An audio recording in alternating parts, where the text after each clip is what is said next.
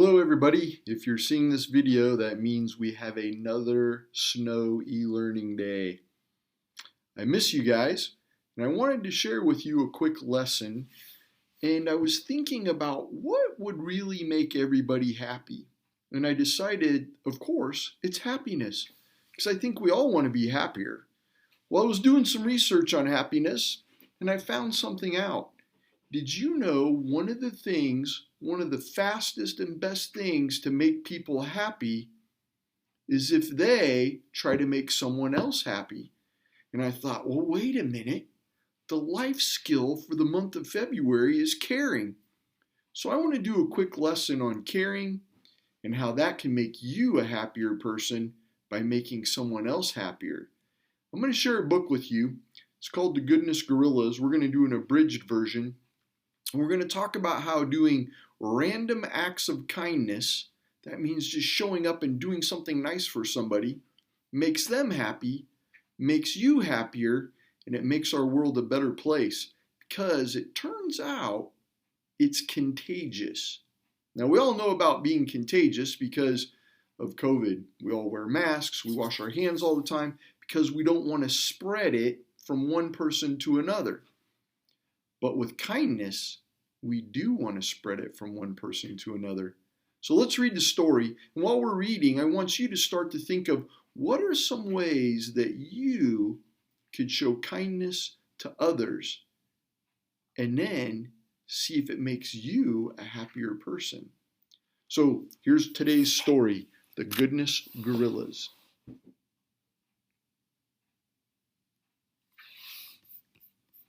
All right, The Goodness Gorillas.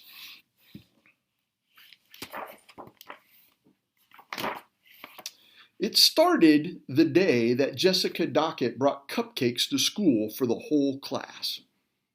"Jessica," said Mrs. King, the teacher, "I didn't know it was your birthday." "Oh, it's not. My mom made cupcakes because she's a gorilla." "What?" Jessica handed Mrs. King a note. Mrs. King wrote these words on the chalkboard: Gorilla Goodness.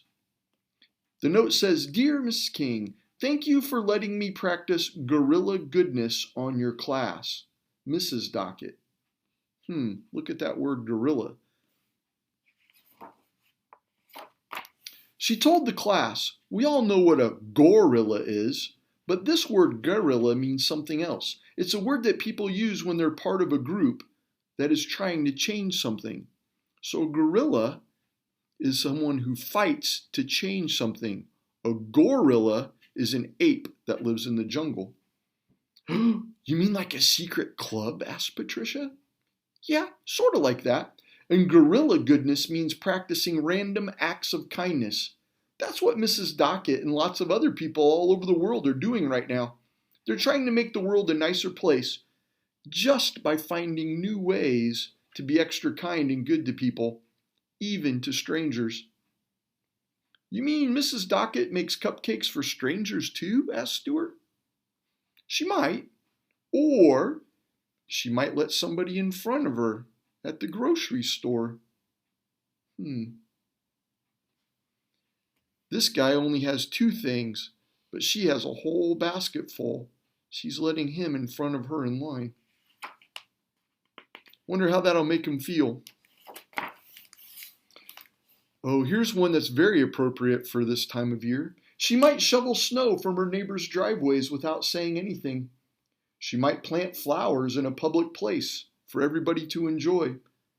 Or help poor people. There are lots of ways to spread goodness once you start looking for them.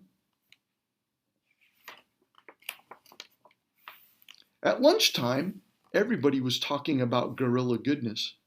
"Well, real gorillas in the jungle do nice things for each other too. I saw it on TV," said Tina. "Let's make our own club," said Michael. "Jessica should be the leader since she knows the most about it." And that is how the Goodness Gorillas started. Peter came to school early, sharpened all of his classmates' pencils. Everybody smiled and said, "Thanks, Peter." Jessica pulled out a mat for every person in her gymnastics class. "What a lovely act of kindness," said her coach. Stuart let his little sister watch her favorite TV show even though it was his turn to use the remote control. Later that night, his sister gave him the last piece of her Halloween candy. Or now it would be Valentine candy. I hope you guys still have some of that left.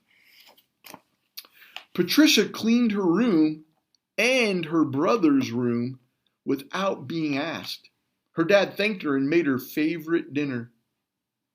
Tina packed up all her old toys and her mom helped her bring them to a homeless shelter.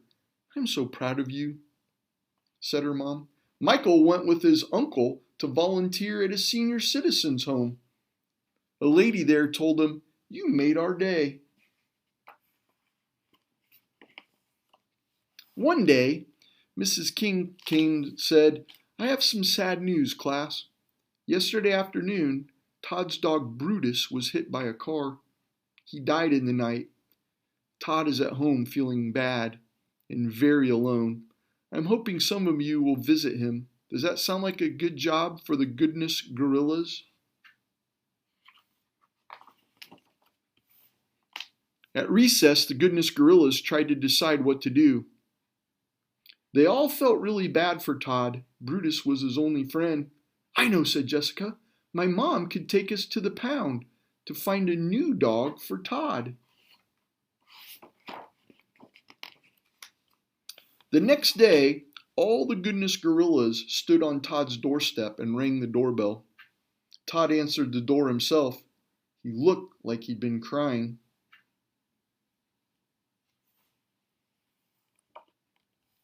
Jessica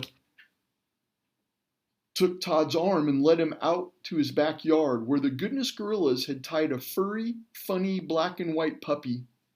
Todd ran over to the puppy and knelt down beside her, hugging her and stroking her fur. The puppy jumped up and down. "Hey, look, she wants to be a gorilla too," said Tina. "That's what I'll name her," said Todd. "Her name can be GG for Goodness Gorillas, and she can belong to the whole club, like a mascot." Everybody loved the idea. The Goodness Gorillas signed up more and more members. Mrs. King's class became a nicer place.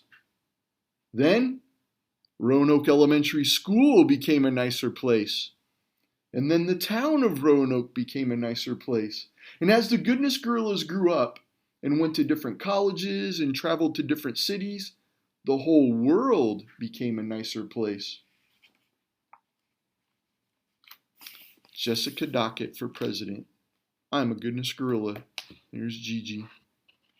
So as we can see, as people started to be nice,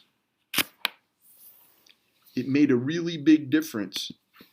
The more they were nice, the more it spread, and it spread, and it spread. Sometimes when we talk about that as ripples.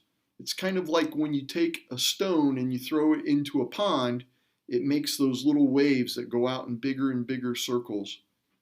So today I want you to think a little bit about what kind of a random act of kindness could you do to start some of those ripples going and see if it can become contagious. And I think you're going to find that as you're nice to other people and having fun with that, it makes you a happier person too. So if you get a chance, send me a message in Canvas. Tell me a random act of kindness that you're going to do. This is your homework. Maybe you're going to help mom with dinner. Maybe you're going to do your chores without somebody asking. Maybe you'll just send a nice message to somebody on Canvas. Or you'll let someone know that you miss them.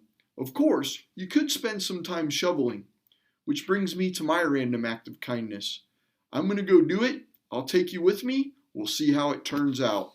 I'm going to pause you for a second as I get ready for my random act of kindness. Well, as you can see, I've been out here. I had an idea when I saw that about shoveling someone's driveway, and I thought, you know, a nice act of kindness was if we could all come back to school. So I spent some time shoveling the whole parking lot here at school. It took me a while, but hey, you guys are worth it. Just kidding. Somebody else did it. But think about some random acts of kindness you can do. That's your homework. See how they feel, see how you feel, and make it a great day. or not, the choice is yours.